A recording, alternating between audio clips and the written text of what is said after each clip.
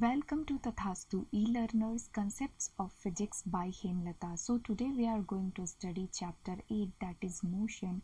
So before going to the exact topic what really motion is, I would like to introduce you with a terminology called rest. So let's start what really rest means. Rest means stopping work or movement in order to relax.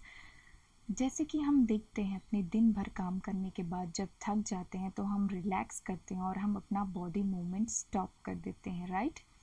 It means कि time तो पास हो रहा है but हमारा body movement नहीं हो रहा है, वो रेस्ट पर है, राइट। सो रेस्ट मीन्स अगर कोई भी ऑब्जेक्ट टाइम के साथ अपना पोजीशन चेंज नहीं करती उसको हम लोग बोलते हैं रेस्ट, राइट। तो हम लोग देख सकते हैं अपने डे टू डे लाइफ में, लाइक स्कूल बिल्डिंग है वो रेस्ट पे है, वो कभी भी एक जगह से दूसरे जगह मूव नहीं करती, राइट। ऑफिस बिल्डिंग हो गया, हॉस्पिटल बिल्डिंग हो गया, electric poles, even bridges, they are in rest. So let's start what motion is. I think rest is completely clear to us that what rest is. Rest means कोई भी object जब time के साथ अपना position change नहीं करता उसको हम लोग बोलते हैं रेस्ट, ओके।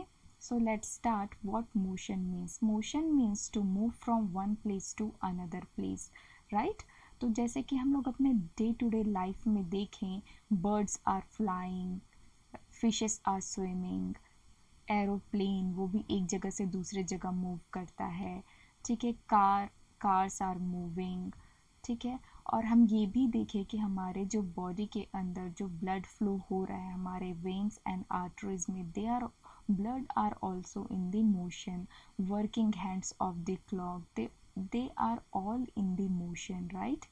सो हम लोग अपने डे टू डे लाइफ में देख सकते हैं, और मोशन का मतलब भी होता है एक जगह से दूसरे जगह ट्रैवल करना। अगर हम लोग देखें हमारे डे टू डे लाइफ में तो हम लोग डायरेक्टली ऑब्जर्व करके बता सकते हैं कि कौन सा ऑब्जेक्ट मोशन में है। अगर कार चल रही है we can directly observe and we can say car is in the motion. अगर जब कार रुक जाती है और रेस्ट पे आती है देन ऑल्सो वी कैन से कि डायरेक्टली ऑब्जर्व करके कि yes car is at the rest, है ना। तो हम लोग ऐसा बता सकते हैं, but in some of the cases हमको डायरेक्टली नहीं पता चलता है कि कोई चीज़ मूव कर रही है। अगर मैं एग्जाम्पल बताऊं इसका तो है कि एयर का मोशन जब हवा चलती है तो हमको पता नहीं चलता है, हमको इनडायरेक्ट एविडेंसेस से पता चलता है, like dust particles are moving, dry leaves are moving, और जो ट्री ब्रांच की जो लीव्स होते हैं जब वो मूव करते हैं देन वी कैन से कि air is in the motion, right. तो मोशन एग्जैक्टली क्या होता है अब हमको क्लियर हो चुका है। मोशन मीन्स कोई भी ऑब्जेक्ट जब टाइम के साथ अपना पोजीशन चेंज करती है तो उसको बोलते हैं मोशन, ठीक है। तो एक ऑब्जेक्ट का दो स्टेट हो सकता है, या तो वो रेस्ट पे होगा या तो मोशन में। जैसे मैं एग्जांपल लूँ कार का, तो जब कार चलती है when we drive car is in the motion, और जब हम उसको रोक देते हैं और जब हमको उसको नहीं चलाना रहता car is at the rest, right. So किसी भी ऑब्जेक्ट का दो ही स्टेट हो सकता है, एक तो रेस्ट दूसरा मोशन। अगर हम देखें हमारे डे टू डे लाइफ में तो एक ऑब्जेक्ट किसी और के लिए मूव कर रहा है बट द सेम ऑब्जेक्ट किसी और के लिए मूव नहीं कर रहा है, राइट। तो देखिए अगर इसका हम लोग बेस्ट एग्जांपल ले अपने डे टू डे लाइफ से, अगर आप इसमें पिक्चर ए में देखें, please see the graph in your screen. Picture A, एक जो बच्चा है वो अपनी स्कूल बस का वेट कर रहा है, और जब बस आ रही है तो उसको लग रहा है कि उसके फ्रेंड्स और बस मूव करते हुए आ रहे हैं। बस स्टॉप होता है और वो बस में चढ़ जाता है। उसके बाद सीधी पिक्चर बी, अब उसको लग रहा है कि उसके जो फेलो पैसेंजर्स हैं वो सब रेस्ट में हैं, वो नहीं मूव कर रहे हैं। तो जब वो बाहर खड़ा था तो और जब बस आई तो उसको लग रहा था that is in the motion, right. जब वो बस में चढ़ गया उसके बाद उसको लग रहा है उसके fellow passengers they are not moving, right. So one object में seem to us as moving, at the same time it we can observe that object at the rest also, right। और हम लोग जब बस में चढ़ जाते हैं तो हम लोग ये भी देखते हैं कि जो भी अगर हम विंडो से बाहर देखते हैं जो भी बिल्डिंग्स दिखाई देते हैं, पेड़ पौधे दिखाई देते हैं, हमको लग रहा है वो पीछे की ओर मूव कर रहे हैं, राइट। तो हमको ऐसा फील होता है that they are moving in backward direction. मतलब हम ये बोल सकते हैं कि rest and motion are relative terms, right. मतलब एक ऑब्जेक्ट किसी चीज़ किसी पर्सन के लिए रेस्ट अपीयर हो सकता है और सेम ऑब्जेक्ट किसी पर्सन के लिए मोशन में है ऐसा अपीयर हो सकता है, ठीक है। The best example we have already taken कि जब आप बस में बैठे होते हैं और तब आपको लगता है कि आपके फेलो पैसेंजर्स जो हैं और सारे पैसेंजर्स जो है रेस्ट में हैं, they are not moving. But जब आप आउटसाइड ऑफ द बस होते हैं, बस स्टॉप में बस का वेट करते हैं और जब बस आती है you see bus and all the fellow passengers they are moving, right.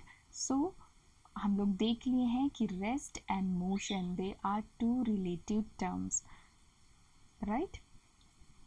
So हम लोग देखते हैं कि हमारे डे टू डे लाइफ में लाइक दिन और रात का होना, सीज़न चेंज क्यों होते हैं, राइट। और हम लोग ये भी बोल सकते हैं कि अगर सीज़न चेंज होते हैं तो क्या ये अर्थ मूव करता है इसकी वजह से होता है। यदि हाँ तो हमको जो अर्थ होता है वो ऐसा समझ में हमको फील क्यों नहीं होता that earth is moving, why we can not feel, because rest and motion are relative terms, right. So कुछ चीज़ें हमको मूव कर रही हैं तो भी हमको नहीं पता चलेगा, right, that we are moving or the earth is moving. So rest and motion are relative terms, that's why we are not able to feel, right, कि earth move कर रही है but it appears to be rest to us, ठीक है। I think it is clear now that rest and motion are two relative terms, ठीक है। So अगर मैं ये स्क्रीन पे जो है उसको अगर मैं एक एग्जाम्पल लूँ, अगर कोई आके आपसे पोस्ट ऑफिस का डायरेक्शन पूछता है कि आप पोस्ट ऑफिस का एड्रेस पूछता है that I want to go to post office, would you please like to tell me the address of post office, तो आप कैसे बताएंगे। दो वे है कि आप उसको इस स्क्रीन पे देख सकते हैं कि आप अपने घर से पोस्ट ऑफिस का डिस्टेंस बता सकते हैं या फिर आप अपने स्कूल से पोस्ट ऑफिस का डिस्टेंस बता सकते हैं। As you are seeing in the screen कि अगर आप अपने घर से बताएंगे तो आप अपने घर को रेफरेंस मानेंगे और बोलेंगे कि पोस्ट ऑफिस जो है वो मेरे घर से 4 किलोमीटर के डिस्टेंस पे ईस्ट डायरेक्शन में है, राइट, है ना। तो वो क्या करेगा, आपके घर से आप अपने घर को अपना रेफरेंस बताए हैं और ओरिजिन बताए हैं, तो आपके घर से जो पोस्ट ऑफिस है 4 किलोमीटर के डिस्टेंस पे ईस्ट डायरेक्शन में है, राइट। अगर आप पोस्ट ऑफिस का ही जो एड्रेस है अगर आप उस इंसान को ऐसे बताना चाहें कि yes that post office is 3 kilometre in the north direction from my school, तो आप अपने स्कूल से पोस्ट ऑफिस का डिस्टेंस बता रहे हैं और आप अपने स्कूल को रेफरेंस मान के चल रहे हैं और ओरिजिन मान के चल रहे हैं, राइट, कि मेरे स्कूल से 3 किलोमीटर नॉर्थ डायरेक्शन में है पोस्ट ऑफिस। तो इस तरीके से आप बता रहे हैं, मतलब आप किसी चीज़ को रेफरेंस लेके बताते हैं, ठीक है। रेफरेंस पॉइंट क्यों रेफरेंस ले रहे हैं, to specify another position of another object. जैसे हम लोग यहाँ पे क्या कर रहे हैं, पोस्ट ऑफिस का पोजीशन बताने के लिए हम लोग अपने घर को या फिर अपने स्कूल को एज अ रेफरेंस और एज द ओरिजिन कंसिडर कर रहे हैं, right. So I think it is clear now that what reference point is. reference point हम लोग क्यों यूज़ करते हैं?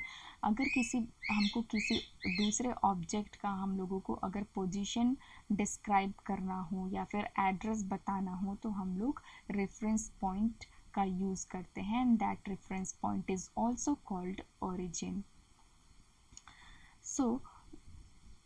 So I think it is very clear now what reference point is. So we have already covered today rest, motion and reference point. So I think these three topics are very clear to us, that what is rest, what is motion and what is a reference point. So I hope you understood all this topic. Thank you.